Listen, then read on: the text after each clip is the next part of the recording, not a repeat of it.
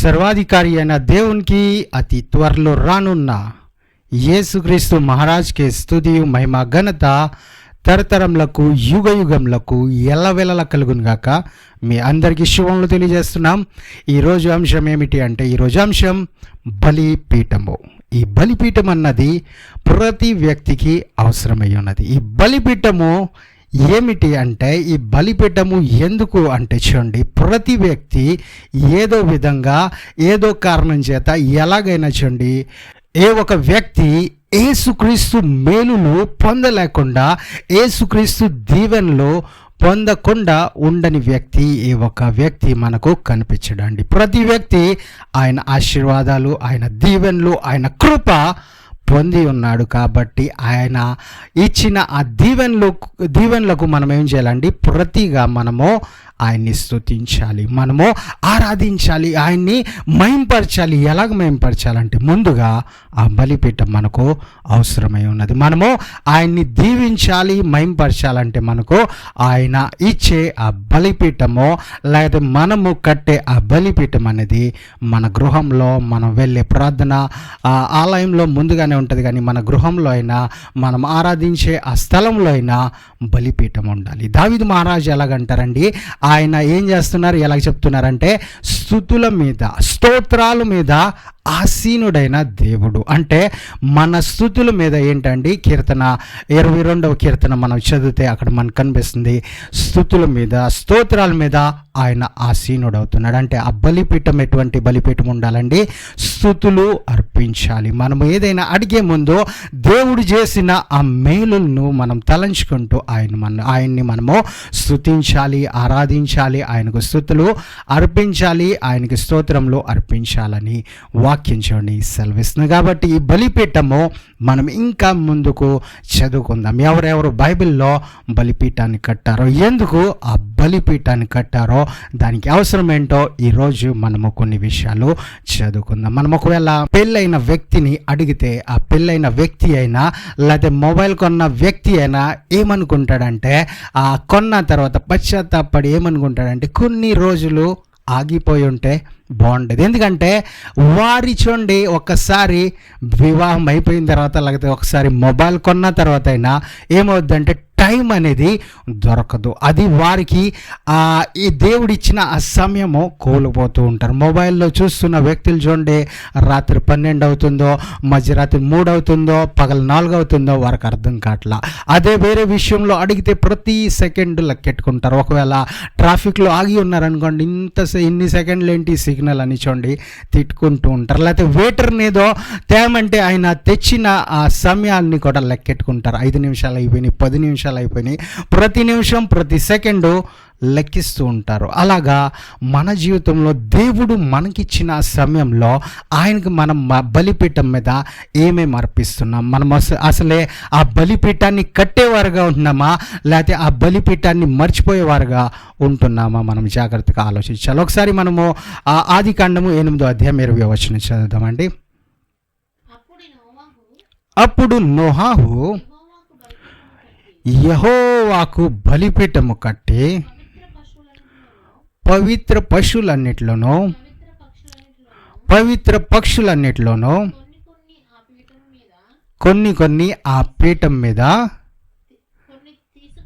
కొన్ని తీసుకొని ఆ పీఠం మీద దహన బలి అర్పించిన. ఏం చేశారండి, ఎవరు ఈ వ్యక్తి అంటే నోహాహు. ఎక్కడి నుంచి వచ్చాడంటే, ఎన్నో రోజుల వరకు ఆ ఓడలో ఉన్న వ్యక్తి బయటికి రాగానే ఏం చేస్తున్నాడంటే, ఆ మంచి పని ఆయన ఏం చేస్తున్నాడంటే బలిపీఠం ఆయన కట్టి ఉన్నాడు. ఈ రోజుల్లో దేవుని దీవెనలు మనం పొందుకున్న తర్వాత, యేసుక్రీస్తు ఆశీర్వదించిన తర్వాత, మనకు మొదటి మాట మనకు గుర్తొచ్చేది ఏంటంటే, పార్టీ చేసుకుందాం, సెలబ్రేషన్ చేసుకుందాం, లేకపోతే మన స్నేహితుల్ని పిలుచుకుందాం, బంధుమిత్రుల్ని వారికి తెలియజేద్దాం ఏమి జరిగిందో. కానీ దేవుడిచ్చే ఆ బహుమతుల ద్వారా, దేవుడిచ్చే ఆ దీవెన ద్వారా దేవుడినే ముందుగా మనము ఆ బలిపీఠం ఏ విధంగా నోహాహు కట్టి ఉన్నారో ఆ విధంగా మనం కట్టగలుగుతున్నామా, మనము ఆయన్ని స్తుతించగలుగుతున్నామా, మనం ఆరాధించగలుగుతున్నామా.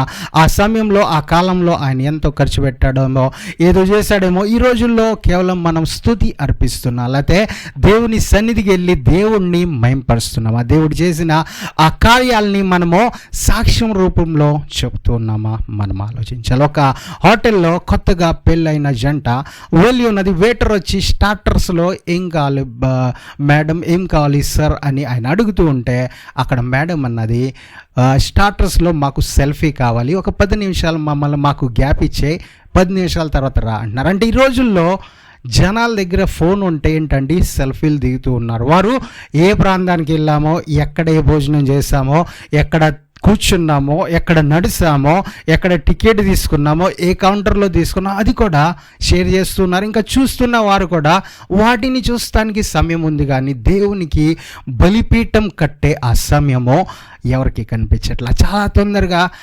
పరిగెట్టుకుంటూ చర్చిలోకి వస్తారు.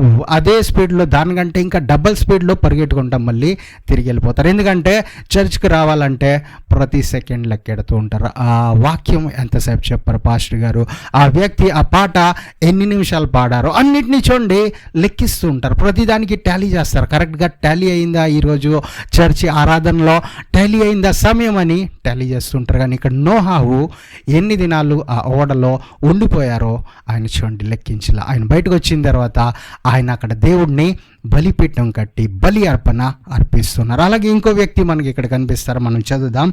అదే నిర్గమకాండంలో 17వ అధ్యాయం 15వ వచనం చదువుదాం. తరువాత మోషే ఒక బలిపీఠమును కట్టి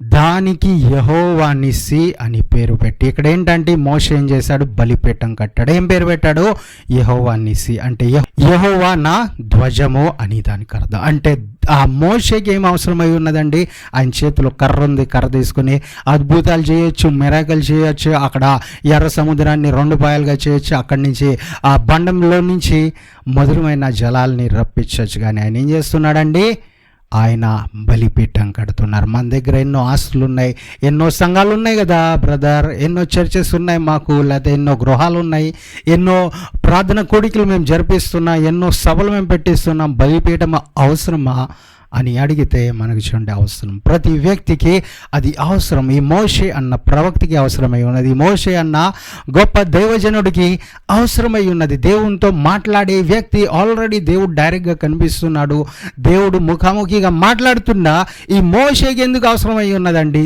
ఈ బలిపీఠం అంటే అది అవసరం. కాబట్టి మనం కూడా అటువంటి విషయాల్ని జాగ్రత్త పరచుకోవాలి. మనం ఏదో బైబిల్ చదువుతున్నాం, ఏదో దేవుడు ప్రార్థిస్తే మనకు ఆ ప్రార్థనకు జవాబిస్తున్నాడు కదా సరిపోద్దని బలిపీఠాన్ని మనం చూడండి ఆపకూడదు. ఆయన ఇచ్చిన ఆ దీవెనలు మనము కృతజ్ఞతాస్తుతులు చెల్లిస్తూ, ఆయనకి స్తోత్రాలు చెల్లిస్తూ, ఆయనకి చూడండి మనం వందనాలు చెప్తూ ఆ బలిపీఠాన్ని ప్రతిరోజు మన ఇంట్లో కట్టాలి. ఆ బలిపీఠం మన ఇంట్లో చూడండి కనిపించాలి. ఏదో అది మాసిపోయినట్టు, లేకపోతే ఎక్కడో దూరంగా, లేకపోతే ఎక్కడో మూలన పడేసినట్టు ఉండకుండా ఆ గృహం మధ్యలో అందరు కలిసి ఫ్యామిలీ మధ్యలో ఆ బలిపీఠం అనేది ఉండాలని చూడండి ఈరోజు దేవుని వాక్యం సెలవిస్తుంది. కాబట్టి దీని మీద మనము జాగ్రత్త పడినట్లయితే దేవుడు చూడండి మనతో ఇంకా చాలా దగ్గర నుంచి మాట్లాడతారు. మనకి ఇంకా అనేక దాగి ఉన్న మర్మాల్ని ఆయన ఏం చేస్తారండి, బయలుపరుస్తారు. మన కొరకే అద్భుతాలు చేస్తానికి సిద్ధపడి ఉన్న ఆ దేవుడు ఏ విధంగా అయితే మోషే బలిపీఠం కట్టాడు, మనం కూడా కట్టినట్లయితే, మనం కూడా కట్టగలిగినట్లయితే దేవుడు చూడండి అద్భుతాలు చేసే దేవుడు, మనతో మాట్లాడే దేవుడు ఆయన. ఒక ఊరిలో ఒక పీసినోడు ఉంటాడు. ఆ పీసినోడు తన కుమారుడిని కొడుతూ ఉంటాడు. వారి కుమారుడిని కొడుతూ ఉంటే పక్కనున్న వ్యక్తులు, అక్కడున్న ఇరుగు పొరుగు వారు వచ్చి, ఎందుకు కొడుతున్నావు, నీ కుమారుడిని ఎందుకు కొడుతున్నావు, మంచోడేగా, చాలా ముద్దుగా ఉన్నాడు కదా, ఎందుకు కొడుతున్నావు అంటే ఆ పీసినోడు అంటాడు, వీటికి నేను ఒక మెట్టు వదిలి ఇంకో మెట్టు మీద అడిగేస్తూ ఉండు, అప్పుడు నీ చెప్పులు అరిగిపోవు, ఎక్కువగా అరిగిపోవు, అది తక్కువ అరుగుతాయి. ఒక్కో మెట్టు వదిలే, ఎప్పుడైనా నువ్వు మెట్లు ఎక్కేటప్పుడు, మెట్లు దిగేటప్పుడు ఒక్కో మెట్టు నువ్వు వదిలేసి ఎక్కువ అలాగే దిగు అని చెప్పినప్పుడు ఈయన కుమారుడు ఏం చేశాడంటే, ఈ పనికి మాలిన కుమారుడు ఏం చేశాడంటే ఒక మెట్టు కాకుండా 2 మెట్లు వదిలేసి ఎక్కాలని ప్రయత్నించాడు. ఇంకా ఆయన ఆ బిడ్డ ఒక ప్యాంటు చిరిగిపోయింది, నాకు ఇప్పుడు పెద్ద నష్టం వచ్చిందని ఈ ఒక పీసినోడు చెప్తాం జరిగింది. అంటే ఒకసారి మనము అబ్రహాం గురించి మనం చూద్దాం. అబ్రహాం ఏం చేశారో ఆదికాండము 22వ అధ్యాయం 9వ వచనంలో చదువుదాం. 22 అధ్యాయం 9వ వచనం. అలాగూ వారిద్దరు కూడి వెళ్ళి దేవుడు అతనితో చెప్పిన చోటికి వచ్చినప్పుడు అబ్రహాము అక్కడ బలిపీఠమును కట్టి కట్టెలు చక్కగా పేల్చి తన కుమారుడగు ఇస్సాకును బంధించి ఆ పీఠం మీద ఎన్నున్న కట్టెల మీద ఉంచాను. ఇప్పుడు అబ్రహాం ఏం చేశాడండి? బలిపీఠాన్ని కట్టాడు. ఆ బలిపీఠం మీద తన కుమారుడైన ఇస్సాకును అర్పిస్తానికి సిద్ధపడ్డాడు. ఈరోజు మనము ఆ విధంగా చేయగలుగుతామంటే చేయలేం. కనీసం ఆ బలిపీఠం కడుతున్నామంటే చాలా తక్కువ మంది కనిపిస్తున్నారు. ఆ బలిపీఠం కట్టాలి. ఎందుకంటే మనం మన కుమార్తెలతో మన కుటుంబంతో భార్యతో భర్తతో అందరూ కలిసి ఏం చేయాలండి? ఆరాధించాలి, స్తుతులు అర్పించాలి, దేవుడిని మహింపరచాలి. ఆ బలిపీఠము మనం ఎప్పుడైతే కడతామో చూడండి, దేవుడు మనతో మాట్లాడతారు. ఎప్పుడైతే మనం సాక్రిఫైస్ ఇస్తామో, ఎప్పుడైతే బలిని మనం అర్పిస్తామో, దేవుడు మాట్లాడే దేవుడు జీవం కలిగిన దేవుడు. మన యేసయ్య మనతో మాట్లాడటానికి ఏంటండి? ఇష్టపడతాడు. మనము ఒకవేళ పురుషుడైనా స్త్రీ అయినా, ఒక పెద్ద వ్యక్తి అయినా చిన్న వ్యక్తి అయినా, ధనవంతుడైనా పేదవాడైనా అందరితో మాట్లాడటానికి ఆయన ఇష్టపడతాడు. ఒకవేళ చెవులు ఉన్నా లేకపోతే చెవిటి వాడైనా దేవుడు మాట్లాడే దేవుడు అండి. కానీ మనము వినటానికి ఇష్టపడినట్లయితే మనం బలిపీఠాన్ని కట్టాలి. మనము ఆయన్ని ఆరాధించే ఆరాధికులుగా మనం ఉండాలి. ఆయన్ని మహింపరిచే ఆరాధికులుగా మనం ఉండాలని వాక్యం సెలవిస్తుంది. ఇక్కడ అబ్రహాము ఆ బలిపీఠాన్ని కట్టాడండి. ఈరోజు మనం అబ్రహాం వలె అవ్వాలని అనుకుంటాం. అబ్రహాం వలె మనము చాలా మంచి వ్యక్తులుగా మారాలని అనుకుంటాం. అబ్రహాం వలె నీతిమంతులుగా మారాలని కోరుకుంటాం. అబ్రహాం విశ్వసించాడండి. మనం కూడా ఏ పరిస్థితి అయినా, ఈ రోజుల్లో మనం ఏ పరిస్థితుల నుంచి వెళ్తున్నామో చాలా బాధాకరమైన పరిస్థితులు ఉంటాయి, చాలా ఇబ్బందికరమైన పరిస్థితులు ఉండవచ్చు. లేకపోతే మనం వెళ్ళే ఆ పరిస్థితులు ఎవరు అనుభవించలేదేమో, కానీ మన యేసుక్రీస్తు ముందుగానే వాటి మధ్యలో నుంచి వెళ్ళారంట అండి. మన కొరకే ఆయన మార్గాన్ని సరళం చేశారంట. ఆయన మన కొరకే అన్నిటినీ ఆయన ముందుగానే చూడండి, ఆ అన్ని బాధలైన దెబ్బలైన అన్ని విషయాల్లో మన కొరకే ఆయన శ్రమపడి ఉన్నారని వాక్యం సెలవిస్తుంది. కాబట్టి అబ్రహాము ఆయన కుమారుని అర్పిస్తాను కూడా అన్నీ చాలా సీక్వెన్స్గా చాలా మంచిగా ఆయన సిద్ధపరిచారు. అక్కడ బలిపీఠాన్ని కట్టారు. మనకున్న ఈ రోజుల్లో చిన్న సమస్య వస్తే, లేకపోతే ఏదో ఫోన్ వస్తే, ఏదో మన ఒక ₹1 అకౌంట్లో నుంచి కట్ అయిపోతే, ఏదో ₹10 పడిపోతే చాలామంది బాధపడుతున్నారు. ఏదో ఒక పెన్ను పడిపోతే, ఏదో ఒకటి కోల్పోయి ఏదో పోయిందని బాధపడుతున్నారు. ఇక్కడ అబ్రహాం అయితే ఆయన సొంత కుమారుని ఇస్తాను కూడా ఆయన బాధపడలేదండి. ఆయన సొంత కుమారుని ఇచ్చే సమయంలో అయినా దేవుడు డైరెక్ట్గా తీసుకో అని అనలా. ఆయన బలిపీఠాన్ని కట్టి ఆయన కుమారుని అర్పిస్తానికి ఆయన సిద్ధపడ్డాడండి. ఎంత మంచి ఆయన చూడండి, ఎంత మంచి ఆరాధికుడుగా ఆయన అక్కడ కనిపిస్తున్నాడు. ఎంత మంచి అంటే దేవునికి దాసుడుగా అక్కడ అబ్రహాం కనిపిస్తున్నాడు. అంటే ఈ రోజుల్లో మనం ఎలాగున్నామంటే అన్ని తొందరపాట్లు, అన్నీ ఏంటంటే రష్లో అన్నీ తొందరగా అయిపోవాలి, ఏదో విధంగా అయిపోవాలి. కొందరు భయపడుతూ చేస్తారు, కొందరు ఏంటంటే వారు నిర్లక్ష్యం చేస్తున్నారు. కానీ అబ్రహాము ఆయన కుమారుని అర్పిస్తానికి చూడండి, ఆయన బాధపడుతూ ఉన్నా, ఆయనలో భయం ఉన్నా, ఆయన చూడండి చేయాలా వద్దా అని ఆయనలో ఒక ఆరాటం ఉంటున్నా ఆయన బలిపీఠాన్ని కట్టగలిగాడు. మనకి అటువంటి అబ్రహాం వంటి సమస్యలు మనకైతే లేవు. అబ్రహాం లాంటి ఆ ఎత్తైన కొండ దేవుడు మనకు చూపించట్లా, అదే చర్చ్కి వెళ్ళమని చెప్పట్లా, లేకపోతే ఏదో దూర ప్రాంతంలో ఉన్నాయి అన్ని అడుగులు వేసి అదే కొండ మీదకి వెళ్తే నేను జవాబిస్తానని చెప్పట్లేదు. కానీ మనల్ని ఏమంటున్నారండి? బలిపీఠం కట్టి ఆయన్ని ఆరాధించాలి. ఆయన చేసిన మేలుల్ని మనము స్తుతుల ద్వారా, మన స్తోత్రాల ద్వారా ఆ బలిపీఠాన్ని కట్టి ఆయన్ని పిలిచినట్లయితే, ఆయన చేసిన కార్యాలని, గొప్ప కార్యాలని మనము తలంచుకుంటూ ఆయన్ని మహింపరిచినట్లయితే ఆయన దిగి వచ్చే దేవుడుగా ఉన్నాడు. తర్వాత ఏం చూస్తామండి? అబ్రహాము ఆ దేవదూత స్వరాన్ని విన్నాడు. అలాగే మనం ముందు ఇంకో విషయాన్ని మనం చూద్దాం. ఆది కాండంలోనే 35వ అధ్యాయం 7వ వచనం కూడా చదువుదాం. అతడు తన సహోదరుని ఎదుట నుండి పారిపోయినప్పుడు దేవుడు అక్కడ అతనికి ప్రత్యక్షమైన గనుక అక్కడ బలిపీఠమును కట్టి ఆ చోటుకి ఏల్ బేతేల్ అని పేరు పెట్టాను. అంటే ఏల్ బేతేల్ ఏంటండి? బేతేల్ ఒక దేవుడని, లేకపోతే బేతేల్ అంటే హౌస్ ఆఫ్ గాడ్, ఎలోహిం అని దానికి అర్థం అక్కడ కనిపిస్తుంది. అంటే మన దేవుడు ఆ స్థలంలో నివసిస్తున్నారని ఆయన తెలుసుకుని, ఏదో దేవుడు నా వెంట వస్తారో, దేవుడు నా ముందు ఉంటారని ఇంకా ఆ ప్రాంతాన్ని మర్చిపోయాడంటే యాకోబు మర్చిపోలేదండి. అక్కడ బలిపీఠాన్ని ఆయన కట్టారు. అక్కడ ఆయన బలిపీఠాన్ని కట్టి దేవుడు ఇక్కడే నాతో మాట్లాడారు, దేవుడి స్థలం ఇక్కడ ఉన్నది అని ఆయన చూడండి గుర్తించారు. ఈ రోజుల్లో దేవుడు అనేక అద్భుతాలు మనం ఉన్న ప్రాంతంలో చేశారు. దేవుడు అనేక అద్భుతాలు మనం వెళ్తున్న ప్రాంతాల్లో చేసి ఉంటారు. దేవుడు మనమున్న గృహాల్లోనే అనేక స్వస్థతలు, అనేక మేలులు, అనేక దీవెనలు, అనేక ఆశీర్వాదాలు ఆయన ఇచ్చిన మనం చూడండి మళ్ళీ తిరిగి ఆయనకి అప్పగిస్తానికి, స్తుతులు అర్పిస్తానికి ఆ బలిపీఠం అక్కడ మనము కట్టలేకపోతున్నాం. ఆ ఇంట్లో వచ్చిన చిన్న ఏదో నష్టాన్ని గుర్తించుకుంటున్నాం, లేకపోతే ఒక అవమానాన్ని గుర్తించుకుంటూ ఆ దేవుడు, ఆ సజీవుడైన దేవుడు, ఆ ప్రభులకు ప్రభు అయిన ప్రభువు మనకు చేసిన మేలులు మర్చిపోయి మనం చూడండి ఆ బలిపీఠాన్ని మనము కట్టలేకపోతున్నాం. కానీ ఈరోజు ఈ వాక్యం మనకు సెలవిస్తుంది ఏంటంటే మనము బలిపీఠం కట్టేవారుగా ఉండాలి, ఖచ్చితంగా ఉండాలి అని వాక్యము సెలవిస్తున్నది. అలాగే యెహోషువ గ్రంథము 8వ అధ్యాయం 31వ వచనం చదువుకుందాం. యెహోవా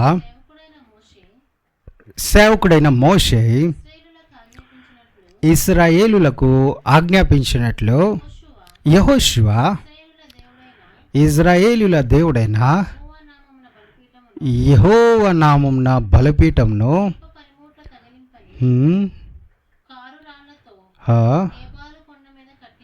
ఏబాలు కొండ మీద ఏం చేశాడండి? ఏం కట్టించాడండి? బలిపీఠము. ఇక్కడ యెహోషువ మా నాయకుడైన మోషే అక్కడ కట్టించారు సార్. ముందుగానే ఆ బలిపీఠం ఉంది కదా, మళ్ళీ రెండోది ఎందుకు అదే వాడేసుకుంటానని అనలేదండి. ఈరోజు ఉన్న సైకిల్ తండ్రి లేకపోతే వాళ్ళ తాతలు యూజ్ చేసిన సైకిల్ కూడా చాలామంది అదే మళ్ళీ తొక్కుతూ ఉంటారు.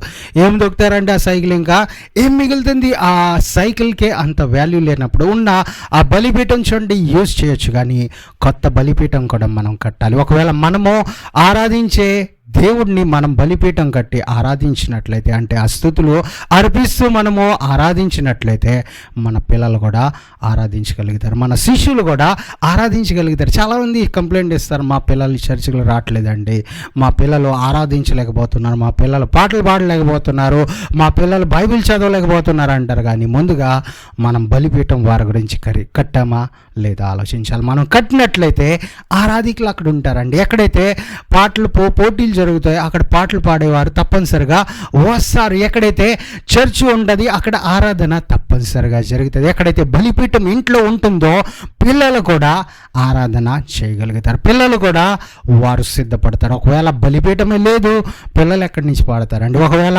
దేవుడు ఇచ్చే ఆ దేవాలయం దగ్గరలో లేదు అంటే పిల్లలు చూడండి ఎలాగ చర్చిలకు రాగలుగుతారు? మనం వెళ్ళాలి, మనం తీసుకెళ్ళాలి, మనం చూపించాలి.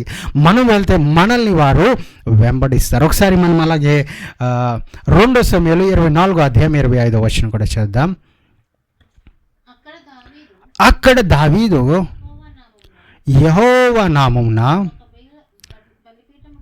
బలిపీఠమును కట్టించి దహన బలులను సమాధాన బలులను అర్పించెను. యెహోవా దేశము కొరకు చేయబడిన విజ్ఞాపనలను ఆలకింపగా ఆ తెగులు ఆగి ఇజ్రాయేలీలను ఏం చేసిందండి? విడిచిపెట్టిన. ఇక్కడ తెగులు వచ్చిందని ఏదో డాక్టర్లను పిలిచారా, లేకపోతే వ్యాక్సిన్ల గురించి ప్రయత్నించారా, లేకపోతే విదేశాలు వెళ్ళారా అంటే కానే కాదు. కానీ ఏం చేశాడండి? ఇక్కడ దావీదు అక్కడ బలిపీఠము కట్టి ఉన్నాడు. ఈ రోజుల్లో మనము ఏం చేస్తామంటే ఏ టెక్నాలజీ వచ్చిందో, ఏ కొత్త మెడిసిన్ వచ్చిందో. చాలామందిని చూస్తాం, ఏ ఒక మార్కెట్లో కొత్త మెడిసిన్ వస్తే, కొత్త ట్యాబ్లెట్ వస్తే వారు ట్రై చేస్తున్నారు. వారు దాని మీద ఎక్స్పెరిమెంట్ చేస్తున్నారు. చెప్పేవారు ఏది చెప్పినా అది తింటే మీకు విటమిన్ వస్తుంది, అది తింటే మీకు తలకాయ పెరుగుతుంది, లేకపోతే జుట్టు పెరుగుతుంది, కండలు పెరుగుతుంటాయి అన్నీ చెప్తూ ఉంటే చూడండి, తీసుకుంటూ ఉంటారు. కానీ దానివల్ల వచ్చే ఆ సైడ్ ఎఫెక్ట్స్ వారు అర్థం చేసుకోలేకపోతున్నారు. కానీ యేసుక్రీస్తు చెప్పే ఈ మాటలను మనం విని ఆ వాక్యానుసారంగా మనం చేసినట్లయితే ఏ ఒక సైడ్ ఎఫెక్ట్ మనకు ఉండదండి. ఇంకా సైడ్ ఎఫెక్టే కాకుండా మన సైడ్లో ఉన్నవారు కూడా దీవించబడతారు, మన ఇరుగు పొరుగు వారు కూడా దీవించబడతారు. ఇదేంటంటే ఈ మెడిసిన్ మనకే సైడ్ కాకుండా మొత్తం మనల్ని ఎఫెక్ట్ చేస్తూ ఉంటుంది. కానీ దేవుని వాక్యం ఏం చేస్తుందండి, సైడ్ ఉన్న వారిని కూడా రక్షిస్తుంది, సైడ్ ఉన్న వారిని కూడా కాపాడుతూ ఉన్నది. మన ఇరుగు పొరుగు వారిని కూడా, మన శత్రువులు మిత్రులైన బంధుమిత్రులైన అందరినీ మార్చే విధంగా, వారిని రక్షించే విధంగా సహాయపడుతుందండి. ఇక్కడ దావీదు మహారాజు ఆయన ఎంతగా రాజయ్య ఉన్నాడు, అనేకులతో ఆయన కాంటాక్ట్స్ ఉన్నాయి. ఆయనకి చూడండి ఎన్నో రిలేషన్స్, లేకపోతే అనేకులతో ఆయనకు ఒక మంచి అనుబంధం అనేది ఉంది. ఆయన కావాల్సి వస్తే ఎక్కడో నుంచి ఏదో తెగులు ఆపే మందులు రప్పించవచ్చు, లేకపోతే ఏదో ఆయన చేయవచ్చు. కానీ ఈయన ముఖ్యమైన పని ఏం చేశాడంటే, దావీదు మహారాజు చేసిన ముఖ్యమైన పని ఇక్కడ మనకేం కనిపిస్తుంది అంటే, ఆయన బలిపీఠాన్ని కట్టాడు. ఆ తెగులు అక్కడే ఆగిపోయినట్టుగా కనిపిస్తుంది. ఈ రోజుల్లో మోషే కాలంలో దేవా మీరు మాకు వాగ్దానం చేశారు కదా, ఏ తెగులు మా గుడారంలో రావు కదా అని చూడండి వీళ్ళు ప్రశ్నించట్లా.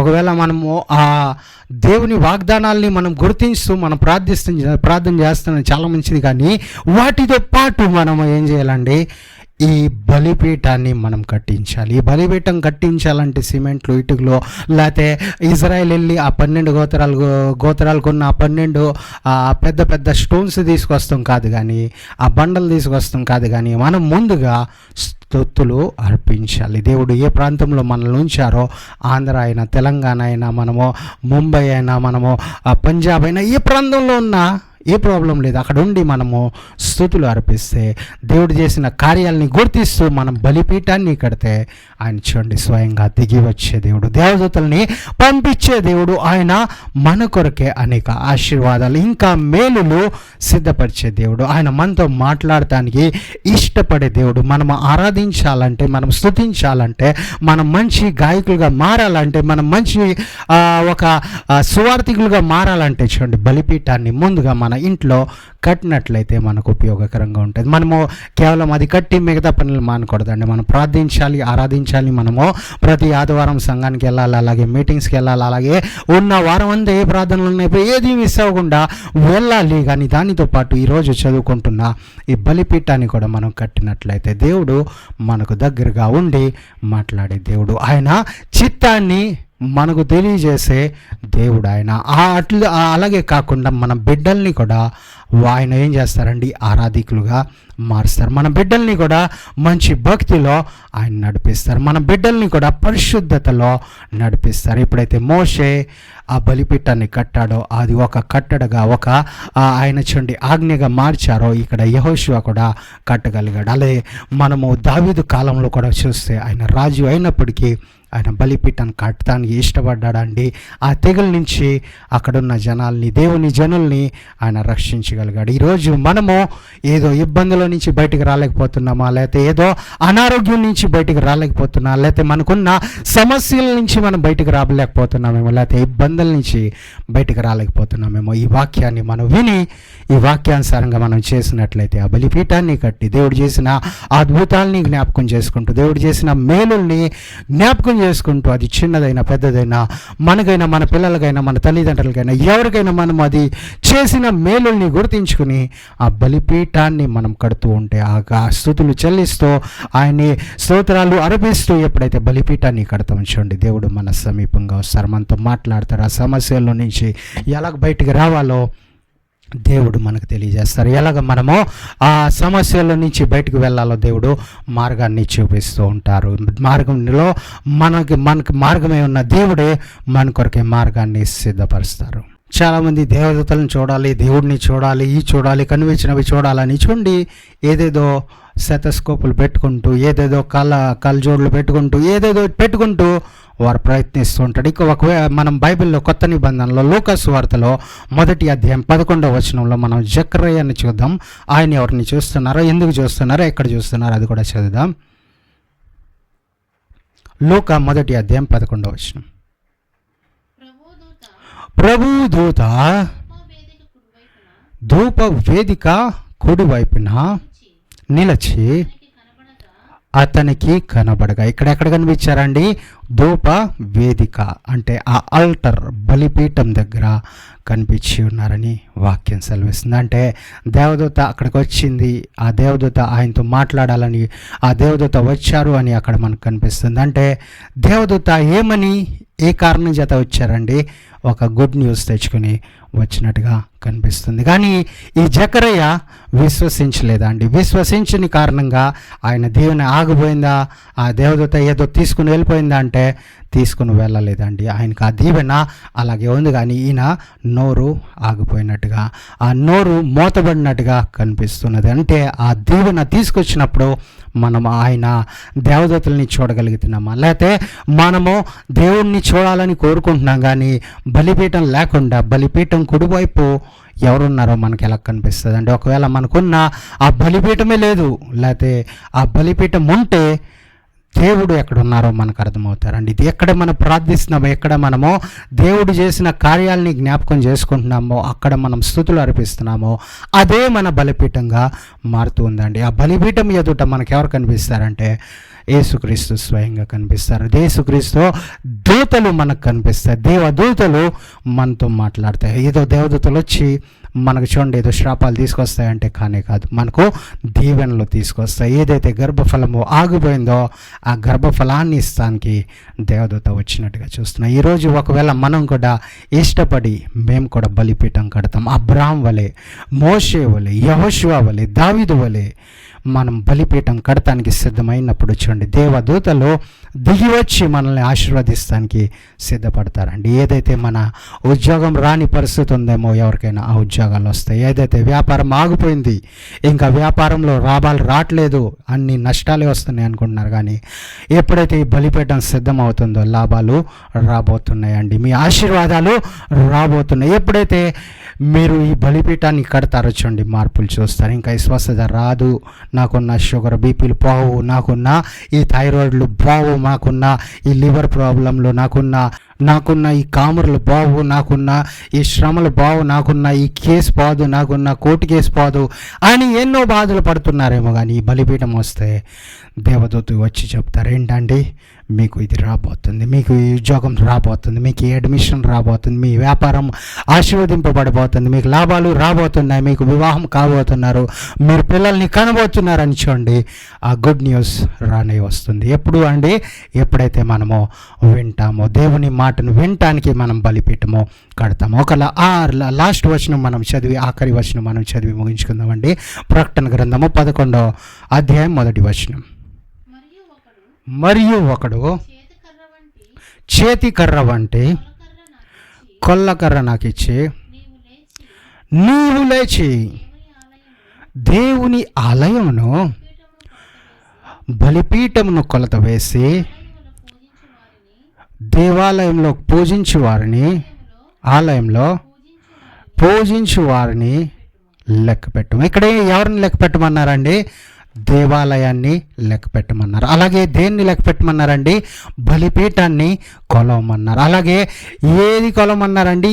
ఆ బలిపీఠ అక్కడున్న ఆరాధికుల్ని అక్కడ లెక్కించమని చెబుతూ ఉన్నారు. మనము ఇక్కడ ఆ ఆలయాన్ని కొలిస్తే సరిపోతుంది కదా అని అనుకుంటాం, కానీ ఆ ఆలయంలో అన్నిటికంటే గొప్పది ఏమి అని అక్కడ కనిపిస్తుందంటే బలిపీఠము. ఆ బలిపీఠాన్ని కూడా కొలిసి దాని మెజర్మెంట్ ఎంత ఉందో చెప్పమంటున్నారు. ఈరోజు మీరు దేవునికి కృతజ్ఞతాస్తుతులు అర్పిస్తున్నారేమో, దేవునికి మీరు బలి అర్పణ లేకపోతే మీరు ఆరాధిస్తూ ఉన్నారేమో, స్తోత్రిస్తున్నారేమో, దేవుణ్ణి మహిమపరుస్తున్నారేమో. ఆ మహిమ ఎంతగా ఉంది, ఆ సాక్ష్యం ఎంత గొప్పగా ఉంది, ఆ బలిపీఠం ఎంత గొప్పగా ఉంది. ఇక్కడ చూడండి కొలవమని చెప్తున్నారు. అక్కడ ఉన్న వారిని లెక్కించమంటున్నారు. అంటే ఆరాధికులు ఉన్నారా అండి?